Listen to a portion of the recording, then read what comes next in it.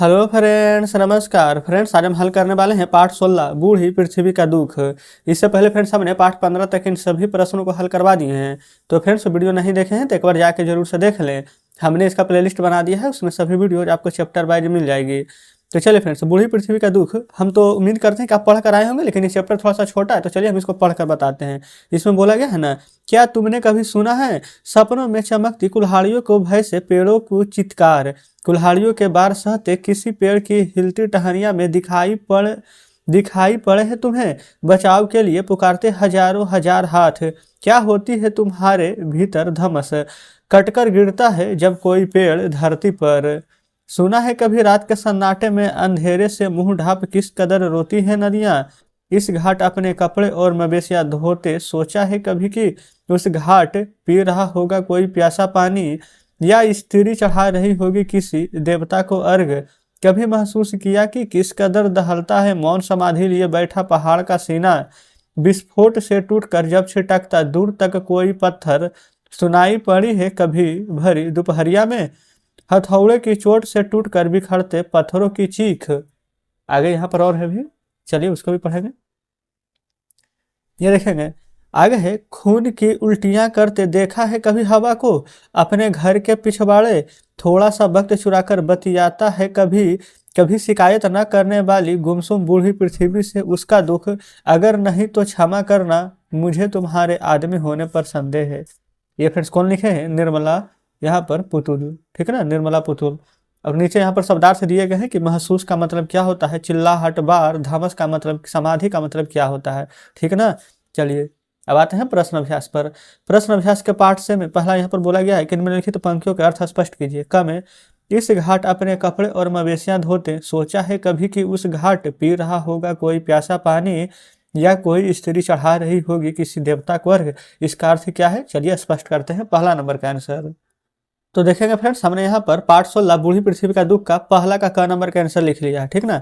तो इसमें देखिए लिखेंगे ना कि आंसर हम बता रहे हैं, ठीक है, प्रश्न तो आपको बोल दिए हैं। तो जिस घाट पर तुम कपड़े और मवेशियों को धो रहे हो उसके बारे में कभी तुमने सोचा है कि घाट पर कोई प्यासा पानी पीता है तथा कोई स्त्री देवता को अर्घ भी देती है। तो इस प्रकार से क नंबर का हमने आंसर लिख लिया है, ठीक है। चलिए अब दूसरा नंबर पढ़कर आपको बताते हैं। ख नंबर में बोला गया है, अगर नहीं तो क्षमा करना मुझे तुम्हारे आदमी होने पर संदेह है।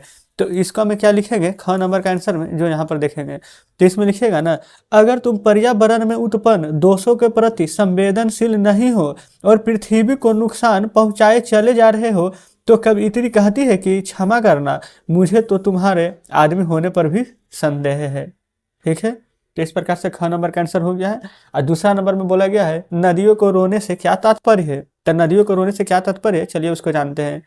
तो इसमें लिखेंगे कि पर्यावरण बिगड़ने से नदियां सूख रही है, नदियां कूड़े करकट से भर रही है, उनके पानी गंदे हो रहे हैं, अतः नदियों में जल की कमी तथा नदियों का गंदा होना ही नदियों के रोने का तात्पर्य है, ठीक है। दूसरा का आंसर भी समझ गए हैं।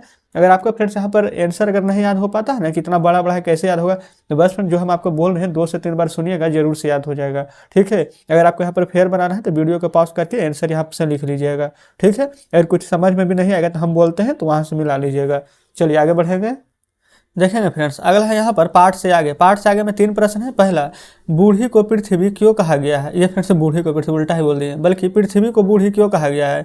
दूसरा, पेड़ का कटकर गिरना एवं पेड़ का टूटना गिरना में क्या अंतर है। तीसरा, पृथ्वी को प्रदूषण से बचाने हेतु आप क्या कर सकते हैं। तो चलिए इन तीनों का प्रश्न आंसर जानते हैं।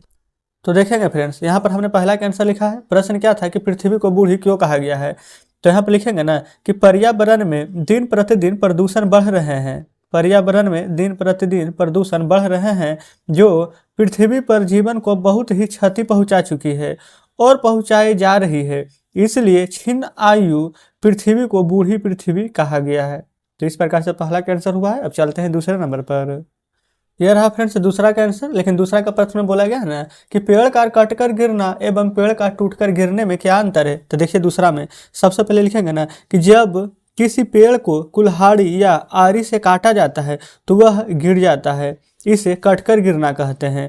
लेकिन जब आंधी तूफान के झोंके में पेड़ टूटकर गिरते हैं तो इसे टूटकर गिरना कहा जाता है। तो अब आप अंतर समझ गए होंगे कि कटकर गिरना और टूटकर गिरना में क्या फर्क है।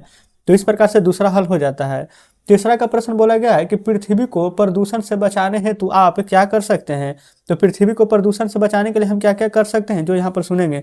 तो तीसरा के आंसर में लिखिएगा कि पृथ्वी को प्रदूषण से बचाने के लिए हम पेड़ों की संख्या वृक्षारोपण कर बढ़ाएंगे, हम पेट्रोल डीजल चलित वाहनों को आवश्यकता अनुसार ही उपयोग करेंगे, हम लोगों में पर्यावरण के प्रति जागरूकता पैदा करेंगे। तो इस प्रकार से तीसरा का भी आंसर हो गया है। तो चलिए अब आपके सामने बुक लाते हैं। तो फ्रेंड्स देखेंगे यहाँ तक के जितने प्रश्न थे इन सभी को हमने हल करा है। और अगर हम नेक्स्ट पेज में यहाँ पर चलते हैं तो अब फ्रेंड्स यहाँ पर देखेंगे तब हमारे यहाँ पर अगला चैप्टर आ चुका है 17, जो कि यहाँ पर है सोना। तो आज फ्रेंड्स हमने यहाँ पर पार्ट 16 यानी कि बूढ़ी पृथ्वी का दुख यहाँ पर सभी का सभी फ्रेंड्स आपको हम सोल्यूशन करा दिए हैं। और उम्मीद करते हैं कि सभी प्रश्न बढ़िया से समझे होंगे। कहीं पर कोई डाउट बचा हो फ्रेंड्स, कोई भी प्रश्न जो कि यहाँ पर आपको लगता है कि हम किस प्रकार से बतलाए हैं, तो उसे कमेंट बॉक्स में बताइएगा। याद करने के लिए भी हमने आपको बता दिया है कि किस प्रकार से याद करेंगे। फेयर बनाने के भी हमने आपको बता ही दिए। तो जो अभी तक फेयर नहीं बनाए वो जरूर से बनाइएगा। जिन्होंने फेयर बना लिए हैं वो फ्रेंड्स फोटो खींच करके जरूर से भेजिएगा, ठीक ना।